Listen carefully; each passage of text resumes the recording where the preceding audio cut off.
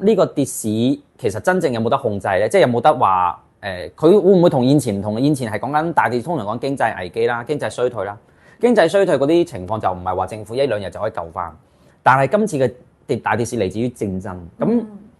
其實好坦白講，只要你而家見跌得好勁啦，只要即係特朗普一起身，只要講一句我一個禮拜後結束戰爭啦。我好肯定油價可能跌10幾20%，跟住股市起碼彈5至20%，即係嗰啲跌得勁嗰啲。即係其實好 depends on， 特別係美國總統特朗普講嘅一句説話，因為伊朗其實佢唔打嘅話，美國唔打，伊朗一定唔會再夾硬去打，因為再打落伊朗自己都係傷身噶嘛，亦都長久打落去伊朗其實一定輸嘅，大家都知。只不過佢拖得幾耐，佢而家喺呢個情況，伊朗其實就係唯一嘅手段就係油價咯，高油價佢知道對全世界不利，包括對美國。咁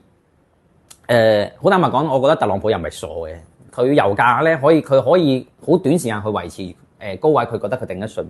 但係美國咧最驚一樣嘢就係高通脹，因為油其實對高油價對美國嘅經濟好不利。咁如果通脹真係 keep 住上咧，尤其是今年係中期選舉年啊，所以咧成件事我自己覺得唔會拖太耐。我比較樂觀嘅預期，我自己個人偏樂觀咧，尤其是個市跌到呢個位咧，我偏樂觀。我覺得大家睇下係咪咯？我覺得一個禮拜內啦會有好轉嘅啦，即係今日係星期一啦，我覺得一個禮拜內一定會有好轉，包括特朗普會講啲嘢，話甚至乎佢可能快嘅話咧，佢可能隨時講話我哋攻擊完個核設施㗎啦，或者話佢只要話我摧毀完伊朗嘅大部分核設，佢冇咗核設施嘅能力或者做核彈嘅能力啦，咁就可以收工㗎啦。佢呢種市係好賤嘅一樣嘢，就係你今日跌，你唔走，聽日再跌。係。但係咧，你一走咧，佢講一句説話後又反彈，係好難玩。所以第一我包括自己 Patreon 好咩都講咧，就係盡量唔好用槓桿先，因為槓桿嘅嘢咧就好危險，你唔知可以跌多1-2成再反彈，即係就算而家跌咁勁啊。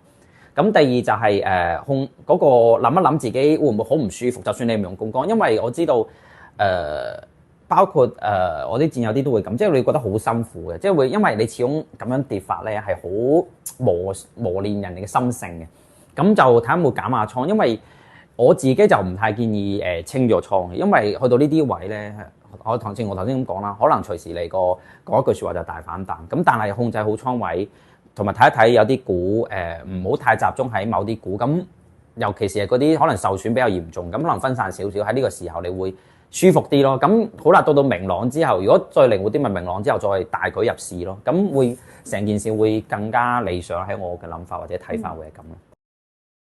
如果覺得呢條片幫到你嘅，就快啲嚟訂閱我嘅 YouTube channel 啦！